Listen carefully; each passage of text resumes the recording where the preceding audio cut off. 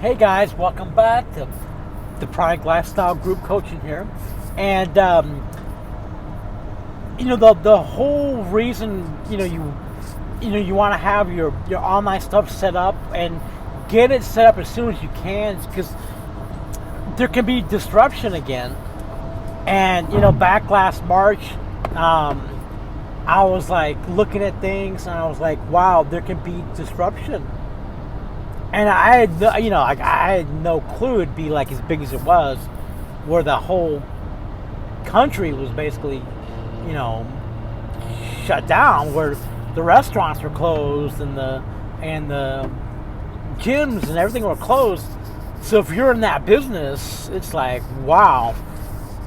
And like even right now, like half the restaurants didn't even open, and a large portion of them will not open again. It's because the risk is too much. It's a lot of capital, and it was already rough to begin with, that type of business. But if they lock it down again, it's like, people that have the long-term lease, it's like they still have to pay that. The landlord, unless they're a really nice guy, they're not going to let them out of that. They're like, hey, you still got to pay for the next 4 years if you want to leave. You can leave, but you're still going to pay, type thing.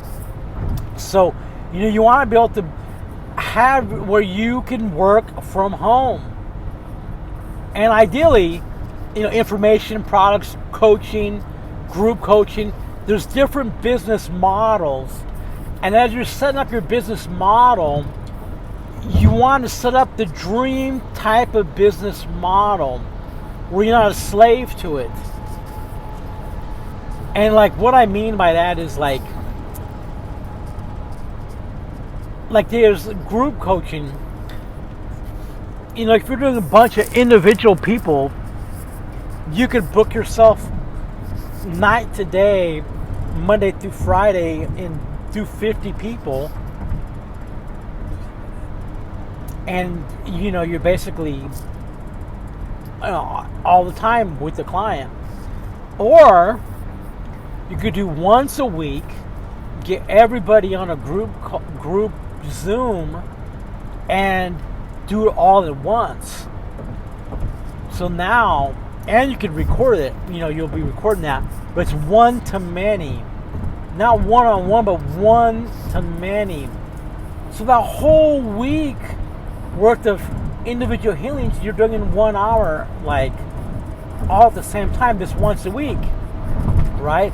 So now your days are freed up to do other things, right? But if your business model is where day to night you're seeing clients, if you're not working, the money's not coming in. And if there's lockdown, there's like, people aren't physically going places. And so, you want to be able to do that all online and get your customers, your clients accustomed to working with them online. And they're doing it with the real estate. You can look at a house virtually, a virtual tour. But anyways, the reason I'm saying this is because, usually I'm pretty good at seeing what's coming, and it looks like another shutdown's coming. And maybe not, maybe not. But if it does, you want to be prepared. Because you want to be sure you secure your income and your supply chain. Like, you have to be sure, like, whatever you're doing, even if the supply chain is disrupted, you can keep going. Like me, as far as like I have essential oils, well, I'm stocking up a certain amount now, to where if there is a shutdown, I still have product on hand. But like I have my jewelry factory where my jewelry is made. It's a very big factory here in the U.S. They could shut down. they might shut down, partially shut down. And so that would mean that nothing's being shipped, right? So if I'm relying on that one thing only for my income, if there's a shutdown and if it's relying on the jewelry, then it's like there could be an issue. You know, even with the crystal business, you know, I'm still able to get, you know, like was able to still bring a shipment in from Brazil, but it was personally hand carried out of other places, you know, in the world. They can't ship. Like India, you can't ship. They can't ship anything outside of India. So if their business is relying on products from there, they can't even ship. People that were relying on like stuff from China, like drop shipping and like, because that's one business model that's like promoted. Oh, drop ship from AliExpress and blah blah blah. Well, people, I mean, it's a terrible business model to begin with. But people, when there was a shutdown, like people's shipping times went from like weeks to months to like not even happening, where they couldn't even get the products anymore. So there was disruption, and nobody could have foresaw all that. But you want to be able to have some type of diversity where you're not relying on any one of those products as your income stream. And if you're going to set up the perfect business model, the information coaching business is that. There's no shipping. There's no product disruption. It's only if like a Zoom went down or the internet, then, you know, then there's issue. But like, you can still operate, still make money, and there's no shipping. And you don't have to physically meet anybody. And so I'm working a lot on my books, my online courses, where basically I'm just recording my coaching calls and creating content from them. Like this particular video here, you know, I'll probably chop it up to bits and pieces and use it as content videos. I might make, you know, 20 videos from this one video. But it's content to where I'm educating people and, you know, they can come buy some stuff or learn more about me. But yeah, so, you know, whatever like job you're doing right now, if you have to work in an office or even a company and you're working at home now, it doesn't mean that a company's going to survive. I mean, you could be working at home now, but those companies are getting money from the government to survive. So when that money is gone, anyway, just be prepared for disruption. I remember I told people in New York that in March, and they were like looking at me funny. Like, I was like, and I looked seriously, I was like, you guys need to be prepared for disruption. And I was sitting there at a table at lunch, and the coronavirus, you know, the stuff was hitting, and I was like, you know, get ready for disruption. And as I was going through New York City on the way to the airport, I was looking around. I even told my kids, I was like, this is going to be shut down, and soon this is going to be quarantined. It's going to be shut down. Could you imagine where there's nobody on the highway here? You can ask my kids, didn't I say that? I was like, yeah. There's going to be disruption. Could you imagine nobody here? And then, of course, the highways were full at that time, and nobody was like, they're like, oh, yeah. You know, like people were like, oh, I don't know, whatever. And then within like a couple weeks, shut down. Those highways were empty now in the daytime, right? And who would have thought New York City would have been like at a standstill? I mean, it's still like partially like, you know, I mean, yeah, and a lot of people don't want to be there, so like people moved out. But like, you have to have your own thing going, and you know, and save money, of course. Keep the expenses low, and try to have like a self-reliant business model. And I mean, for sure, home delivery thing is going to be big. anything with food delivery is big. Like I know somebody was making brownies. I was like, wow, those are good brownies. You know, like you can easily ship those brownies in a lockdown.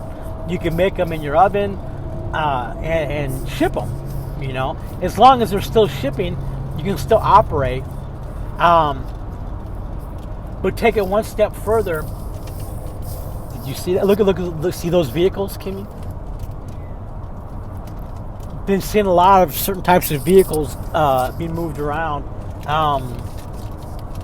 Could be an interesting winter.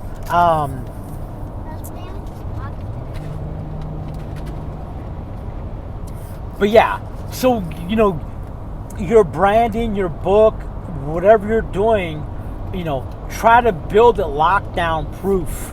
I'm trying to lockdown proof everything.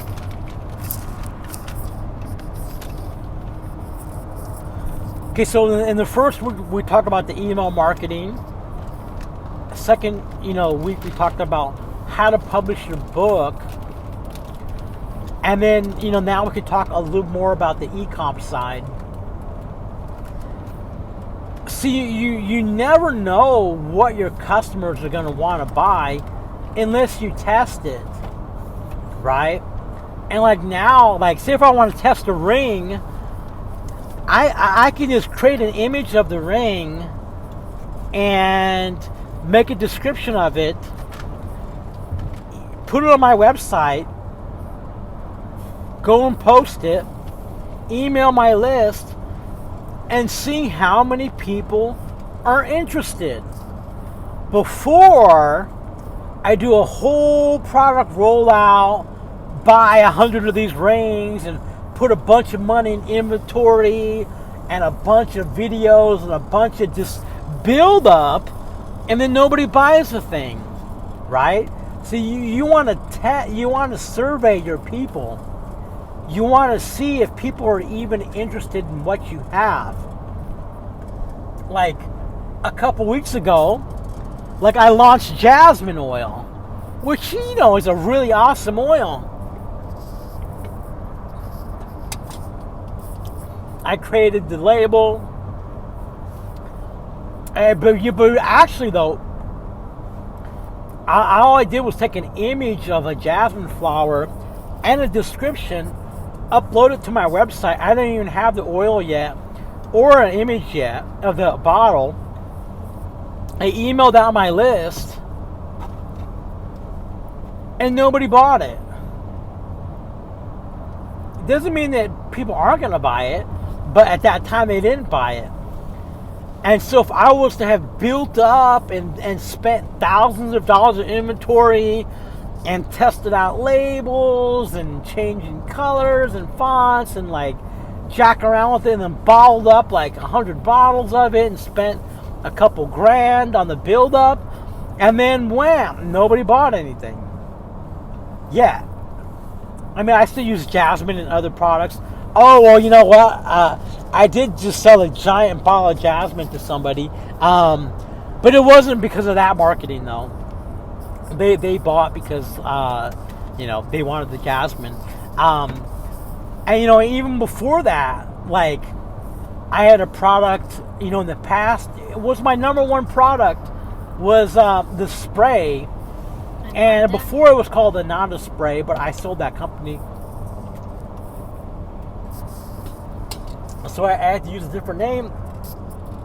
And so, you know, after I sold that company, I had relaunched that product using a different formula that I was in love with. I was like, oh my God, this formula is freaking the best. And they're going to love it. And I called it Happy Spray. And I made labels and like 3D images. And I sold a ton of this stuff. But like, it's not necessarily a success. Because what happened was, like, I came up with this formula, bought a bunch of the ingredients, bottled up a whole bunch of it, sold hundreds of bottles, like, for like $1 or free shipping or something like that. You guys remember the Happy Spray? Remember that, Sam? We were bottling Happy Spray. We were selling Happy Spray like crazy. Um, Get a free book. I was doing a free plus shipping offer, which basically means I broke even on the formula. I mean on the campaign, and my whole idea was to make the money on the reorder, where they would get the bottle, and this is actually one of the bottles. Close. This was actually one of the bottles, Happy Spray, but what happened was the formula wasn't good. I thought it was good. I was like, oh, I'm going to mix, these oils, and I'm going to use lavender water and rose water with it. And it's so awesome. And oh my God, it smells so good. And I loved it. I sold a ton of it, hundreds of bottles. And nobody rebought. Nobody reordered. And, and even my presentation was terrible. I just shipped it in like a yellow envelope in a Ziploc bag, because I got overwhelmed with the orders. But anyways, nobody reordered. So the formula wasn't good. And actually, over time, the formula kind of goes stagnant. After 6 months in a bottle, the lavender water and the rose water, the smell changes. So I was in love with the product, but nobody bought it. Nobody was buying repeat. And and then I did change the formula back to like another type of formula, and that product was Happy Spray, and I was able to sell some of it. And then so recently I had a brilliant idea. Well, now, in the past, all my customers loved this spray. And I sold thousands of bottles of the stuff. Thousands. And so I was like, okay, I'm going to make the label. And I think at the time, I didn't even really have I think I just put an image of the label on the website. Or maybe it was a bottle with the label on it on the website, and a description, a really, really good description, like a really good sales copy. And maybe my sales copy wasn't good, but it's the same copy I've used in the past, like to sell like a lot of the stuff. But I launched it, emailed my list, posted, and then like one sale or two sales, right? And I've sold cases and cases of it recently, but it's like, it wasn't like a gigantic hit. Like I was expecting like all my old customers to come out and buy cases and cases, because people buy wholesale. I sell wholesale products where they buy the bottle at $15 and sell it at retail for $30. I do a ton of wholesaling, private labeling. And if people, you want to get in the oil business or candle or soap business, I can give you some pointers on that. But if I was to have built up the whole campaign and inventory and like bottled up 1,000 bottles ahead of time, I would have just like been sitting there with a room full of stuff that didn't sell. Because I thought it was awesome. I loved it. But the market didn't buy. Right? Like recently, I made some new ring designs. And some I've published, some I haven't. But out of the ones I published, they were a hit. 3 of the designs, these prosperity power rings, for the man, it's got the citrine with garnet or on the outside with gold or silver. Well, people bought. Same for the women's ring. It was like a garnet with citrine. I created the image, and I didn't buy any inventory ahead of time. I just took the product image, a 3D image, and a really good description, and I emailed my list and I put it on my website. And I got sales from the first email. And so that was a hit. And since then I went back there and improved the sales copy. And so that took off, right? And so I'm focusing more on that. Like, okay, people like these ring designs, so I got to put some love into that. And so I'm working on it, and I'm writing more sales copy, more ways to use the rings, and like different things like that. And some of the designs, nobody bought those yet. And so I have the next designs, like I'm going to be going like a clairvoyance ring or stress reduction, or it's like a pink ring, like a pink tourmaline, or that's like a stress relief ring. And there's one that's like a clairvoyance, like a blue stone, which is for clairvoyance. And so I already have the image, and I think I just need to write up the sales copy a little bit. And I'm going to take that, I'm going to email the couple thousand people on my list and post it on social media and see what happens. See if anybody buys. And if people do, then I have to improve upon it. But on the e-com side, there's different variables you have to test. Sometimes it's your description's not good, and you just have to change it. Sometimes the images aren't good. Or it could be your label color.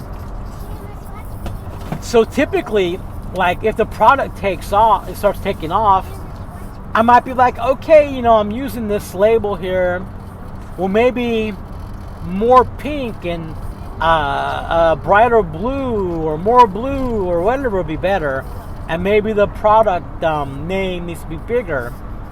And then I would just try to improve upon the design of the label until it gets lots of sales.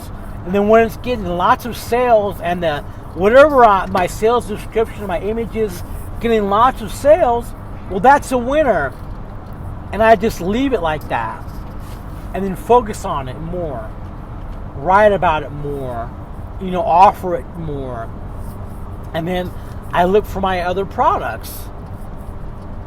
Like now, I've got like jasmine oil and super ananda oil, but the labels are like, homemade, computer generated labels. If the thing leaks, the label gets messed up. So I have to go and like spend money to have my graphic designer make the label, and then I have to have it professionally printed, at the actual printer. So to make like one run of a label and the labeling, it might cost me $400 between the graphic artist and the labels. And I'll end up with like thousands of labels, but then I have to have like 1,000 bottles of empty bottles to go with it, the oil to fill it, and the inventory to hold in the inventory, which is fine, but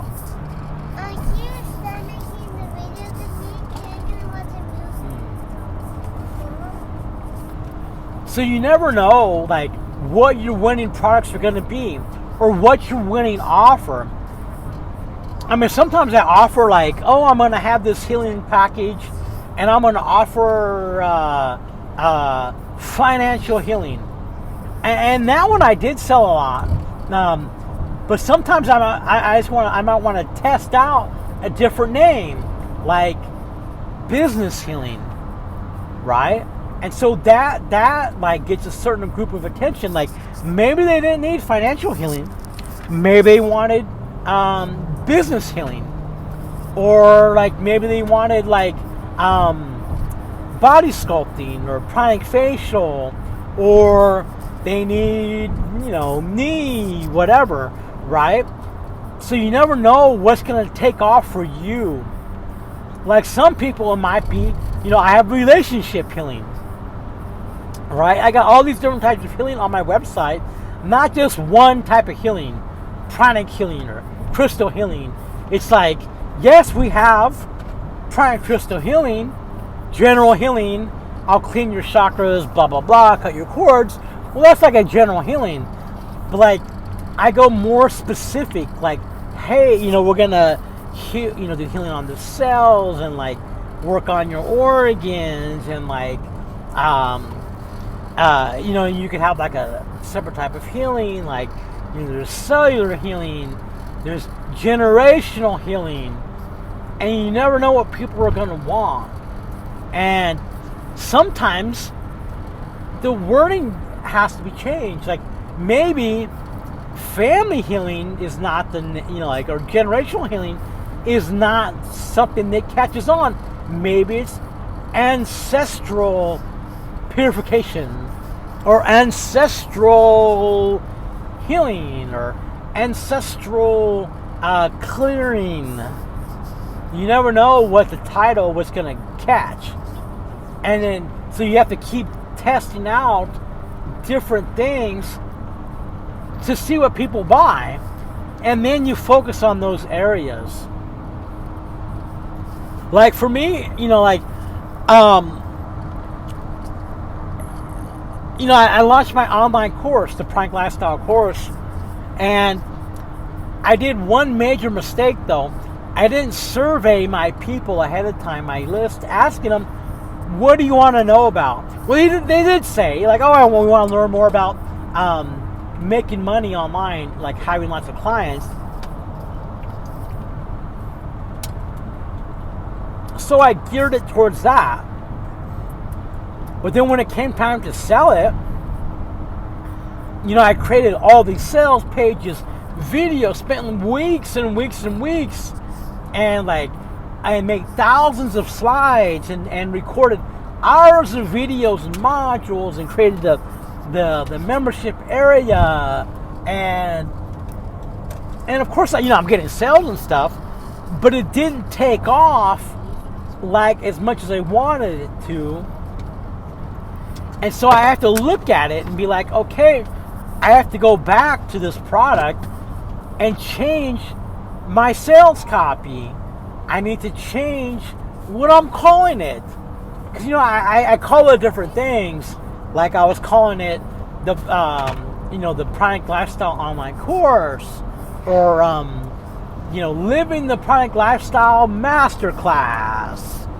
And then, living the Pranic Lifestyle, creating a sustainable online business, or whatever. I'm still playing on different names, but it's like, at this point, I want to help people, have career, be able to work from home and have online careers and be spiritual at the same time, and bring them into pranic healing and selling rings and stuff. So I have my brand, the Pranic Lifestyle, and basically pranic healers or Pranic yogis are 99 to 100% of my clients. Even when I try to go to the market where it's non-pranic healers and people that don't know me, it's still the pranic healers that keep buying from me. So what does that tell me? Well, you focus on that. You focus on your bread and butter.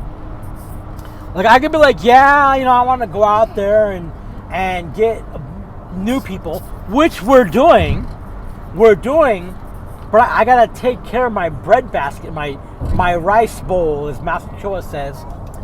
I'm making money, like right now, I'm making money mostly with, healing sessions, crystals, rings, oils, and coaching.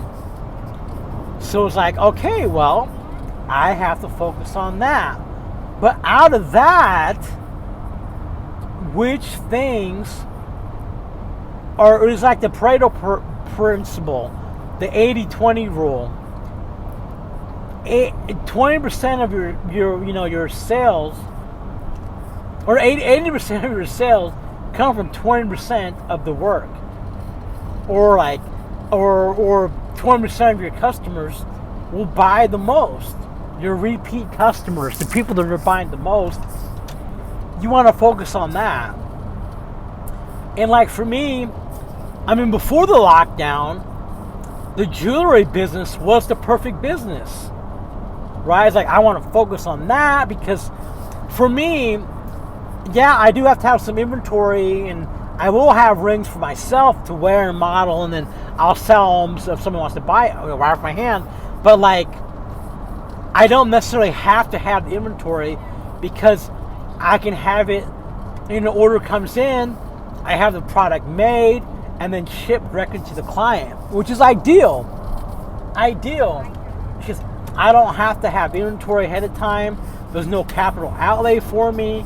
The money's good. But to rely on that 100%, I can't do that right now because the factory could get locked down, right? And say if it's locked down for 2 months or the winter time or who knows, I'm not surprised by anything these days. Well, guess what? Then it's like, oh, that's not good. So I have it's balanced. Rings, essential oils, and the essential oils I have here with me physically. The crystals I have with me physically. And yes, there is capital outlay. You have to put money in. But it's a business. And you have to look at inventory as stored money. Like I know for me, for every dollar I put into inventory, it's going to multiply. Whether I sell wholesale or retail, that $1 is going to come back like $3 or whatever, right?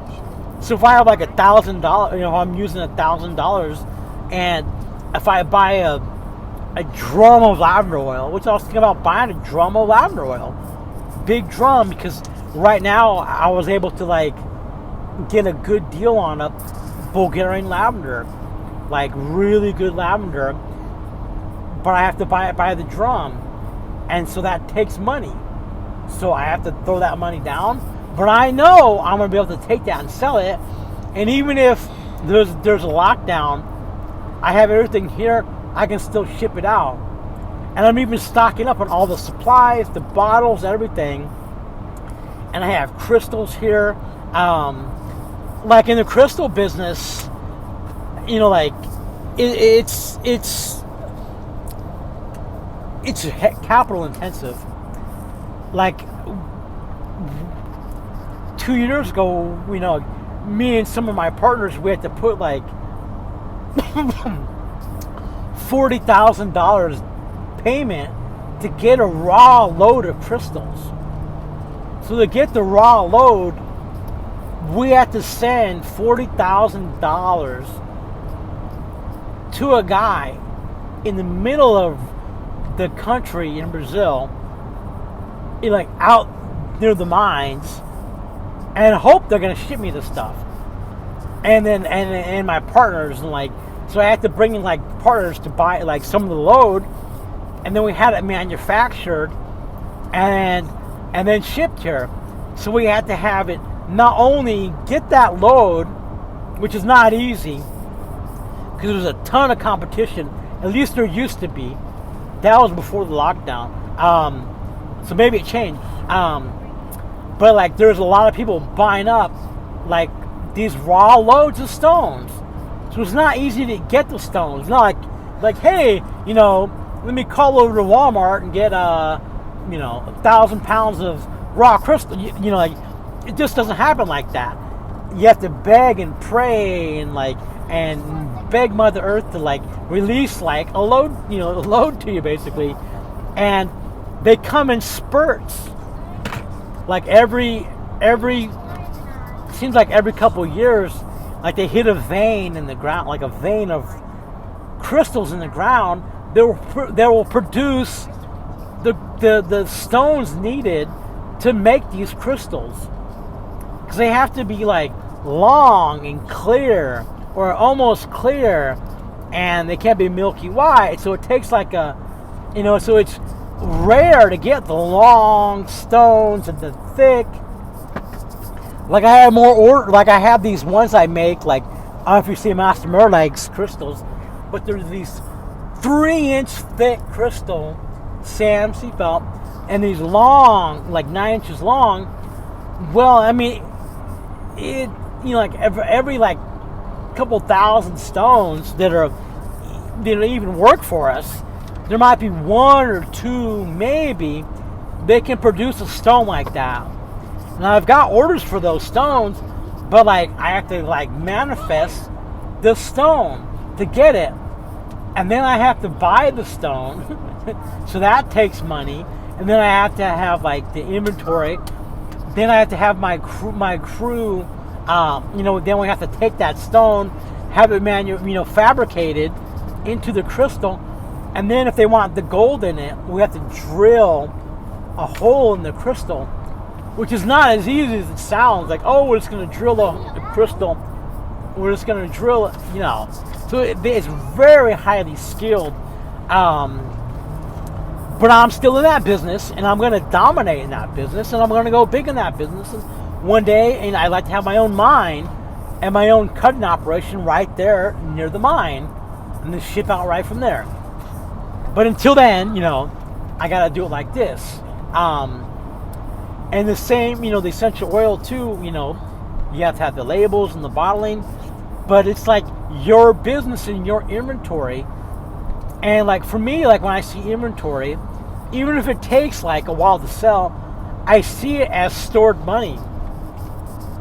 Like there was, I received a big payment from a client, I don't know, maybe a year ago, and I took that money, and I had some crystals made with the gold, and I had, tied up in that money, well, if I sell them all, I'll make 10,000, and it cost me like, 10. I'll make like maybe 12,000, but it cost me like $5,000 to make those. So I had to tie up 5,000 inventory to do that. And that money, like some of it, it's still tied up because I still have those crystals. I think I still have 3 of those pieces left. So my profit and my return is still, in inventory. But I'm totally fine with that because I'm going to get all that back. So anyways, as you're creating like, whatever you want to sell or your product line, you want to have it diversified, but not like scatterbrained. But you want to be sure like people are buying what you have. Okay. So you want to be able to test. Sam, how come you're not buckled in? Well, Kim's trying to buckled in now. Kim, I don't care.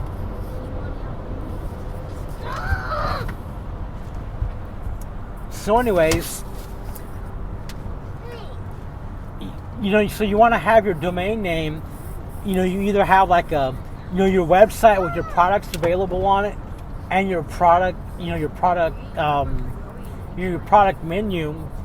That's not nice. You're not allowed to hit me. And on the website, that's where you can test. You can test all the different products. And then whenever one, people start buying it or takes off, then you just expand it more into it. And it could take time. It could take trial and error. But I've tested out different things like soap, like liquid soap, and candles. And I was like, oh, I'm gonna get into the candle business, and I got into the candle business, and I started buying all kinds of wax and like scent and bottles and jars and like all the stuff you need to make candles. And then I realized, wow, it's not like so sexy, like, because we're shipping glass, and there's an insurance aspect of it because you're talking about using a flame in people's house, and like the candle is glass, and if you do the wick wrong, the candle could break. And if you're like selling like synthetic candles with the wax, it's got the scent synthetic, then it's like toxic, and so that the scent is like not healthy. So you have to have like just pure essential oils, and then like a lot of the wax was like soy wax, and for sure it was like GMO of soy. So it was like, okay, do I want to be selling that? And you could be doing beeswax or palm oil. But what I discovered is like the candle business, the product might sell for $10 a candle, and you might be able to make like 2 or 3 times markup, but like it's a heavy product and it's labor intensive. You gotta melt the wax, then you gotta pour the wax, then you gotta let it cool, and then you gotta take this heat gun and melt the wax so it looks all smooth on top, then label it. And then I discovered that it's better just to sell the candle in a tin. Like you see them selling a tin in a candle with a tin. That's the best way to do it if you're going to do it, because it'll never break, and the shipping is easier. To where you can ship it out and you don't have to bubble wrap it and worry about it breaking, and then worrying about like the end client like burning the candle wrong and the candle breaking. So I sold, and like one day I plugged up the drains, like cleaning off equipment, and like it plugged the drains up. And I was like, okay, I just want to get out of the business. And so I sold off the wax heater. But in the wax heater thing, you can make soap out of it too. And maybe one day I'll get that again.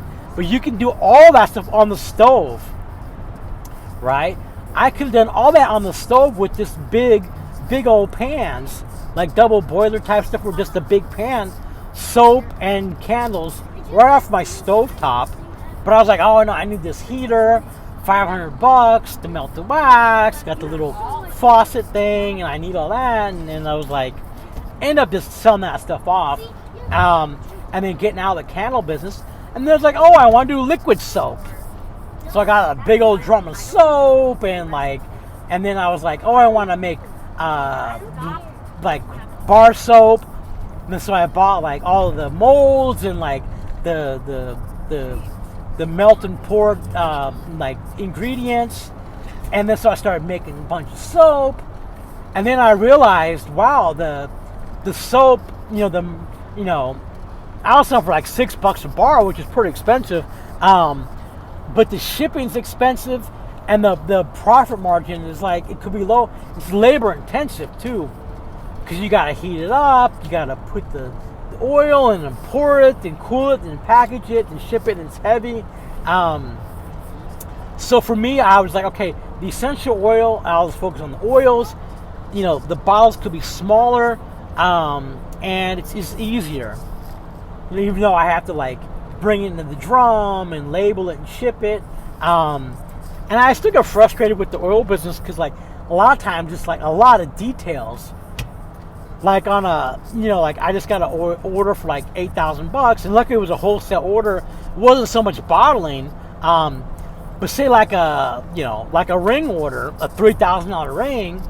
Well, I make the same amount of money, and it's just one ring, and I ship from the factory. There's no work for me, right? But it's like a $3,000 oil order. It's wholesale.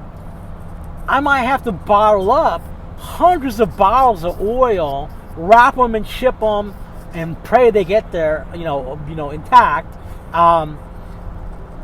So it's like different things are like, I'd rather just sell a ring, right? But it's like, okay, I can't just rely on the ring business, because the factory might something happen to it.